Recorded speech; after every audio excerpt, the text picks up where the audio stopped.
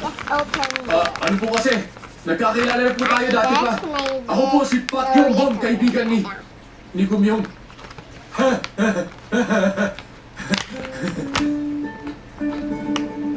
Ako yung kumuha ng First we have mga picture ni noon another sa ceremony.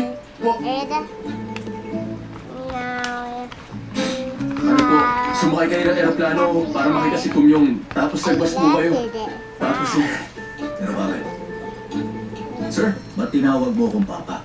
Next, Kasi sabi mo, Papa, magandang umaga. Ngayon, gusto kong malaman anong dahilan. Ay, Diyos ko. Oh, capybara. malaking gulo to. Mas malaki kaysa ibabayad ninyo. Pag-shooter nga lang, illegal na eh. Kaya kabado ko din pumupunta dito. Kailangan talaga makaramdam ng kaba para kumita ng pera. Kailangan natin tumaya at sumugal para manalo. Pero, pag nahuli ako, may expel ako. Magkakaroon ka ng sarili mong apartment dahil nga sa posibilidad na mahulit ma-expel ka. Made a plus. Ay, hindi biro ang exam. Talaga kung gusto niyo ako magpag-drop Last one na ako si Jenny.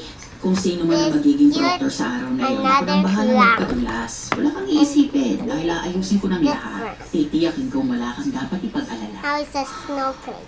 Bye. Kikita ka ng pera at Bye-bye. makakakuha ng apartment.